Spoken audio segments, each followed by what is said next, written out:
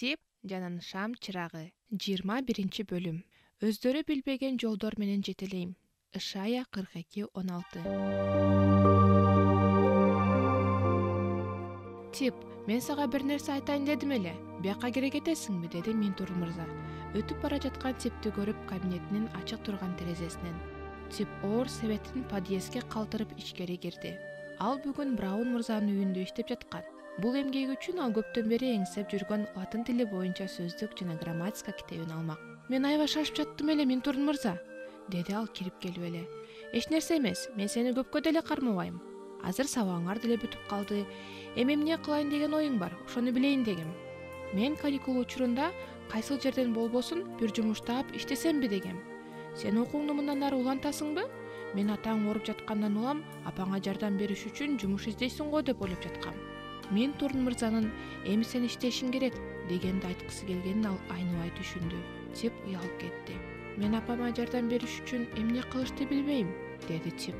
Бул жерде мага жумуш деле табылбайт. Анан мен окуумду улантууну аябай каалайм. Тип, менин сени тааныган бириним бар эмеспи? Ал коммерсант. Анын кол алдында иштеген көп адамдары бар. Жакында алардын бири анын ишенимине кирип, жакшы иштеп жүрүп эле аны тоноп кетиптир. Азыр ал биздикине конокко келген. Кечээ мага бир бала болсо, аны ала кетип, шакирт кылып, ал жөнүндө кам көрөт элем деп айтып жатты эле. Мен сени ылайык көргөм. Бирок сен окууңду улантууну чечип койгон болсоң, анда бул тууралуу сөз кылуунун кереги жок. Ооба, Минтур мырза, мен каникулдан кийин окуумду улантууну чечкем. Бирок ошентсе дагы сизге чын жүрөктөн ыраазымын. Ошону менен сөз бүттү. Бирок бул сунуш Типтин эсинен кетпес болду. Апасы үй бүлөсүн багыш үчүн таң эртеден кечке чейин кийим тикчү. Ал апасына жардам бериш үчүн иштеш керек эле. Тип бул тууралуу канча ойлонбоду дейсиң. Бирок биздин шаарда балдар үчүн жумуш жок деген шылтоо менен өзүн сооротуп койчу. Ал бир аз болсо дагы акча табыш үчүн каникул убагында кандай иш болсо дагы кылууга даяр эле. Буга чейин ал ойлору менен эле чектелчү. Эми Минтур мырзага ушундай жакшы орунду, толук камсыз боло турган келечекти сунуш кылып жатканда, ал эмне үчүн мындай сунушту кубанып кабыл алган жок? Анын себеби мындай эле. Ыйсага кайрылгандан бери Типтин эч кимге айтпай, жашырып жүргөн бир асыл максаты бар болчу. Ал чоңойгондо Бернс сыяктуу билимдүү жана эл керегине жараган адам болгусу келчү. Тобокулардын алдында Тип эрксизден эле ушул Ыйсага ишенген мугалиминин таасиринде калган. Көрсө, ал окуучулар үчүн күн сайын сыйынчу экен. Ушул окуу жылында Тип аны өзгөчө жакшы көрүп калды.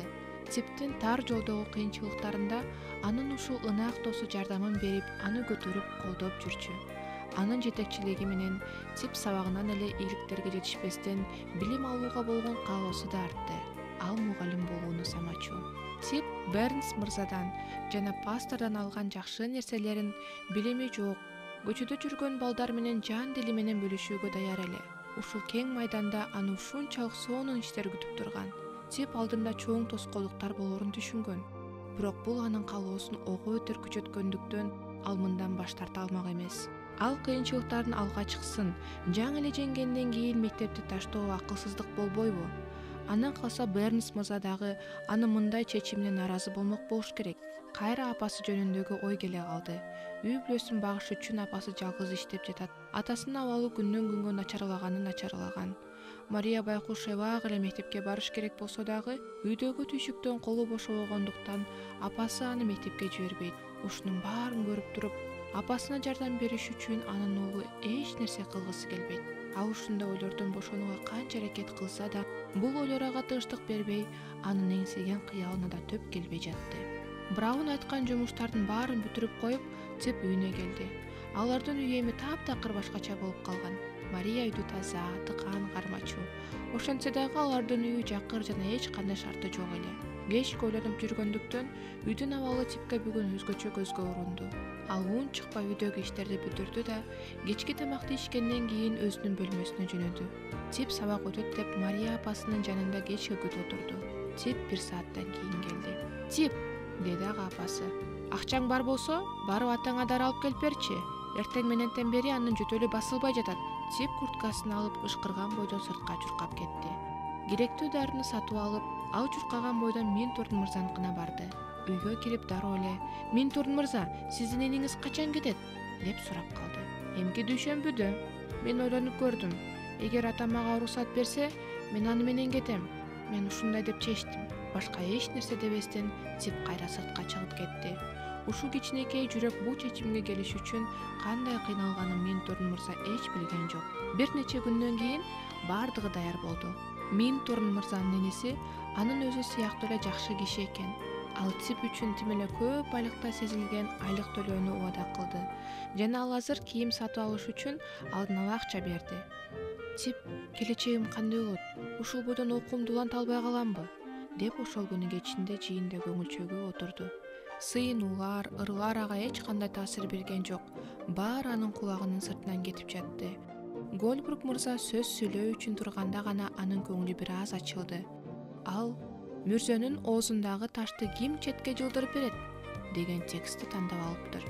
Тип бул жөнүндө эмнени айтууга болот деп ойлонуп койду. Пастор сөзүн баштаганда эле анын сөзүнүн маанисин Тип дароо түшүндү жана ушул ишеним менен кубаттоого бай сөздөрдү ал көпкө эстеп жүрдү. Ооба деп ойлоду ал жыйындан кетип бара жатып. Мунун баары чындык. Бизге ташты ким жылдырып берет деп аялдар аябай коркуп, бушайман болуп жатышпады беле? Бирок алар колун учун дагы тийгизип коюшкан жок. Алар келгичекте эле периштелер ташты алып салышты. Мен жолумду бөгөгөн кандайдыр бир ташты көргөндө ушуну дайыма эстейм. Мен кыйналып кала турганбаганга аракет кылам.